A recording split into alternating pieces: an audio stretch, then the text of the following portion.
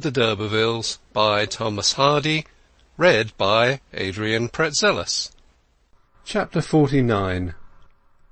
The appeal duly found its way to the breakfast table of the quiet vicarage to the westward, in that valley where the air is so soft and the soil so rich that the effort of growth requires but superficial aid by comparison with the tillage at Flintcombe Ash, and where, to Tess, the human world seemed so different, though it was much the same.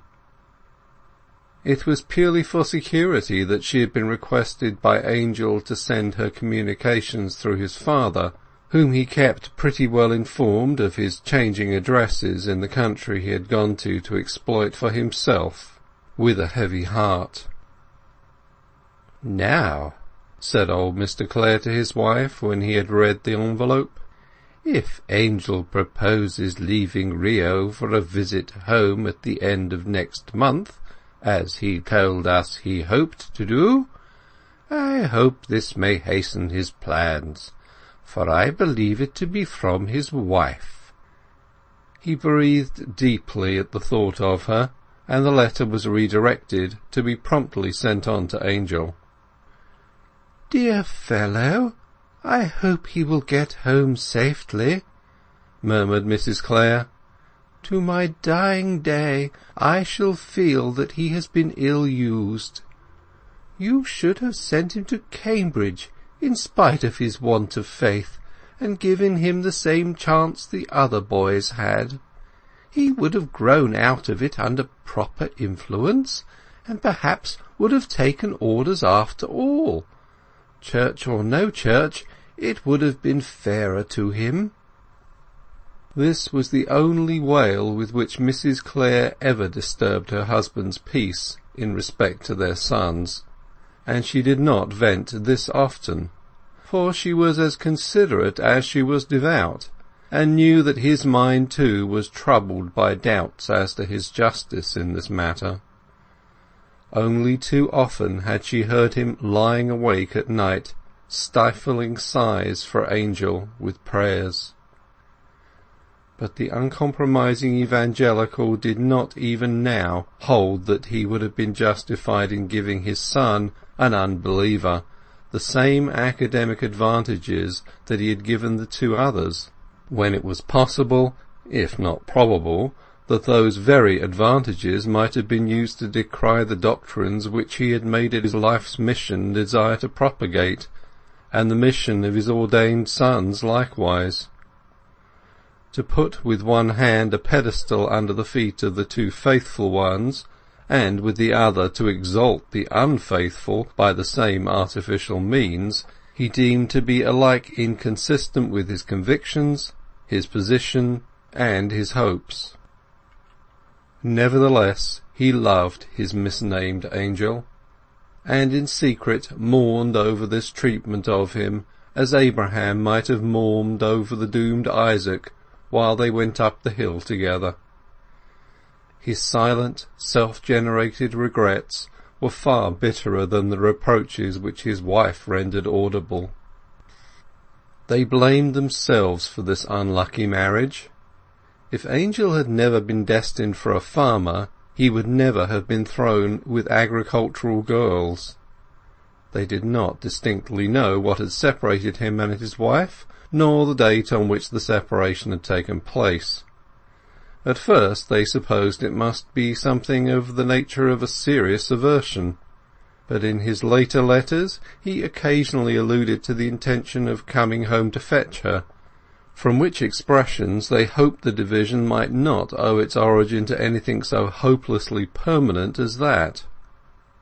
He had told them that she was with her relatives, and in their doubts they had decided not to intrude into a situation which they knew no way of bettering. The eyes for which Tess's letter was intended were gazing at this time on a limitless expanse of country from the back of a mule which was bearing him from the interior of the South American continent towards the coast. His experiences of this strange land had been sad. The severe illness from which he had suffered shortly after his arrival had never wholly left him, and he had by degrees almost decided to relinquish his hope of farming here, though, as long as the bare possibility existed of his remaining, he kept this change of view a secret from his parents. The crowds of agricultural labourers who had come out to the country in his wake, dazzled by representations of easy independence, had suffered, died, and wasted away. He would see mothers from English farms trudging along with their infants in their arms, when the child would be stricken with fever and would die. The mother would pause to dig a hole in the loose earth with her bare hands, would bury the babe therein with the same natural grave tools, shed one tear, and again trudge on. Angel's original intention had not been emigration to Brazil, but a northern or eastern farm in his own country. He had come to this place in a fit of desperation, the Brazil movement among the English agriculturalists having by chance coincided with his desire to escape from his past existence. During this time of absence he had mentally aged a dozen years. What arrested him now as of value in life was less its beauty than its pathos. Having long discredited the old systems of mysticism, he now began to discredit the old appraisements of morality. He thought they wanted readjusting. Who was the moral man? Still, more pertinently, who was the moral woman? The beauty or ugliness of a character lay not only in its achievements, but in its aims and impulses.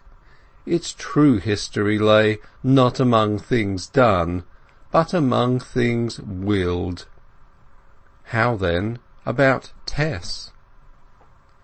Viewing her in these lights, a regret for his hasty judgment began to oppress him.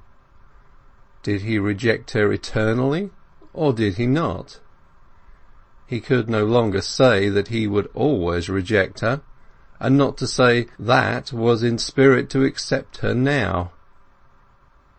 This growing fondness for her memory coincided in point of time with her residence at Flintcomb Ash, but it was before she had found herself at liberty to trouble him with a word about her circumstances or her feelings. He was greatly perplexed, and in his perplexity as to her motives in withholding intelligence, he did not inquire. Thus her silence of docility was misinterpreted. How much it really said, if he had understood, that she adhered with literal exactness to orders which he had given and forgotten, that despite her natural fearlessness she asserted no rights, admitted his judgment to be in every respect the true one, and bent her head dumbly thereto. In the before-mentioned journey by mules through the interior of the country, another man rode beside him. Angel's companion was also an Englishman, bent on the same errand, though he came from another part of the island. They were both in a state of mental depression, and they spoke of home affairs. Confidence begat confidence. With that curious tendency evinced by men, more especially when in distant lands, to entrust to strangers details of their lives which they would on no account mention to friends, Angel admitted to this man as they rode along the sorrowful facts of his marriage. The stranger had sojourned in many more lands and among many more peoples than Angel. To his cosmopolitan mind such deviations from the social norm, so immense to domesticity, were no more than the irregularities of vale and mountain chain to the whole terrestrial curve. He viewed the matter in quite a different light from Angel, thought that what Tess had been was of no importance besides what she would be, and plainly told Clare that he was wrong in coming away from her. The next day they were drenched in a thunderstorm. Angel's companion was struck down with fever, and died by the week's end. Clare waited a few hours to bury him, and then went on his way. The cursory remarks of the large-minded stranger, of whom he knew absolutely nothing beyond a mere commonplace name, were sublimed by his death, and influenced Clare more than all the reasoned ethics of the philosophers. His own parochialism made him ashamed by its contrast. His inconsistencies rushed upon him in a flood. He had persistently elevated Hellenic paganism at the expense of Christianity, yet in that civilization an illegal surrender was not certain disesteem. Surely then he might have regarded the abhorrence of the unintact state, which he had inherited with the creed of mysticism, as at least open to correction when the result was due to treachery. Remorse struck into him. The words of Izz Hewitt, never quite stilled in his memory, came back to him. He had asked Izz if she loved him, and she had replied in the affirmative. Did she love him more than Tess did? No, she had replied. Tess would lay down her life for him, and she herself could do no more. He thought of Tess as she had appeared on the day of the wedding, how her eyes had lingered upon him, how she had hung upon his words as if they were a god's. And during the terrible evening over the hearth, when her simple soul uncovered itself to his, how pitiful her face had looked by the rays of the fire, in her inability to realize that his love and protection could possibly be withdrawn. Thus, from being her critic, he grew to be her advocate. Cynical things he had uttered to himself about her, but no man can be always a cynic and live, and he withdrew them. The mistake of expressing them had arisen by his allowing himself to be influenced by general principles to the disregard of the particular instance. But the reasoning is somewhat musty. Lovers and husbands have gone over the ground before today. Clare had been harsh towards her, there was no doubt of it.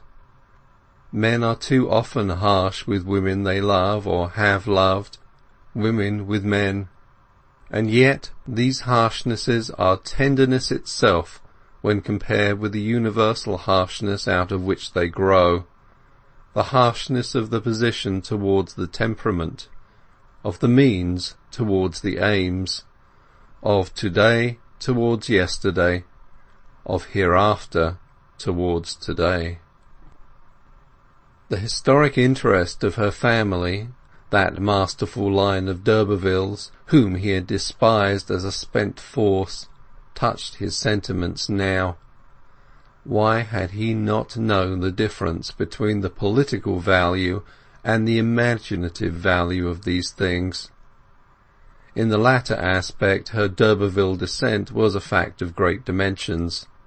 Worthless to economics, it was a most useful ingredient to the dreamer, to the moralizer on declines and falls. It was a fact that would soon be forgotten, that bit of distinction in poor Tess's blood and name, and oblivion would fall upon her hereditary link with the marble monuments and leaded skeletons at Kingsbere. So does time ruthlessly destroy his own romances. In recalling her face again and again, he thought now that he could see therein a flash of the dignity which must have graced her grandams, and the vision sent that aura through his veins which he had formerly felt, and which left behind it a sense of sickness. Despite her not inviolate past, what still abode in such a woman as Tess outvalued the freshness of her fellows. Was not the gleaning of the grapes of Ephraim, better than the vintage of Abiezer?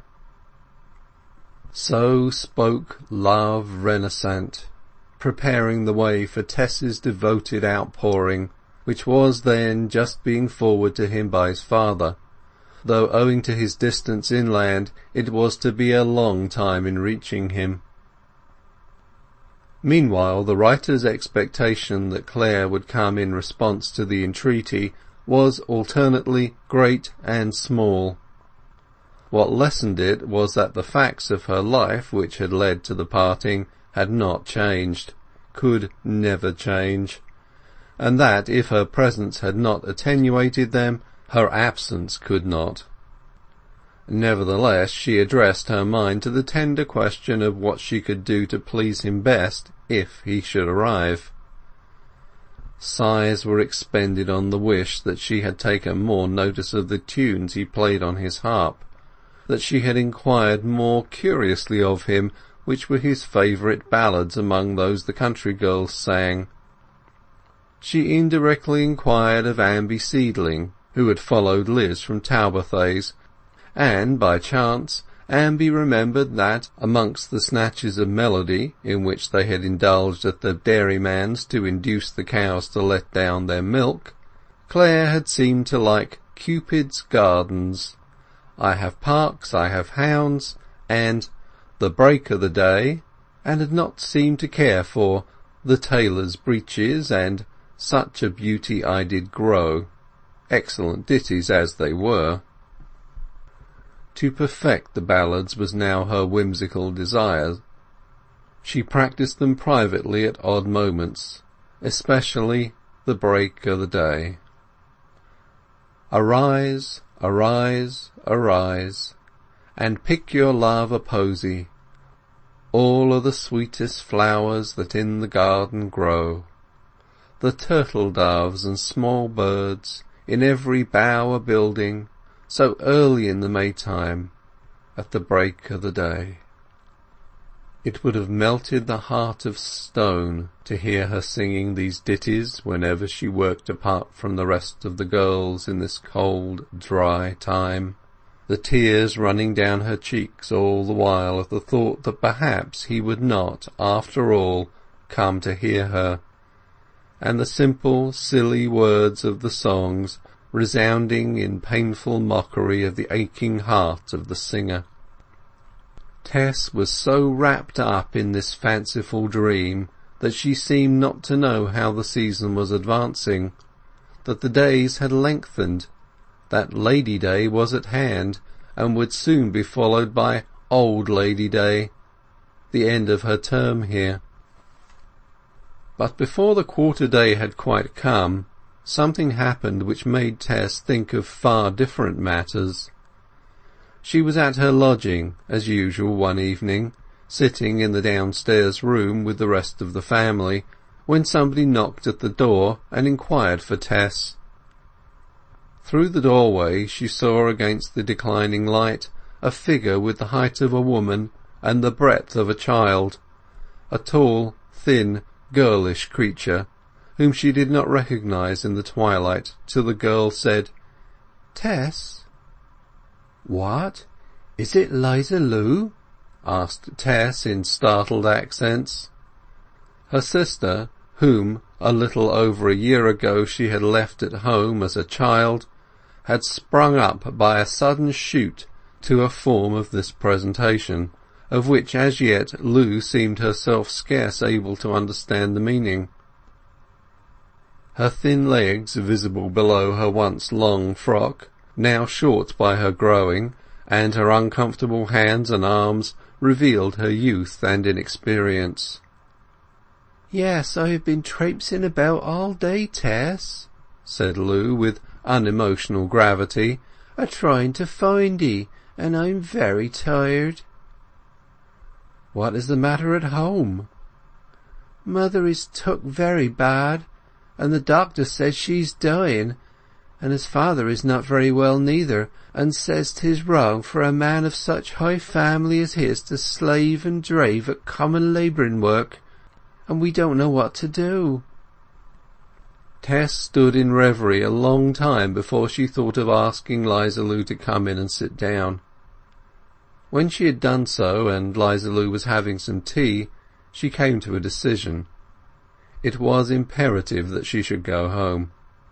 Her agreement did not end till Old Lady Day, the 6th of April, but as the interval there too was not a long one, she resolved to run the risk of starting at once.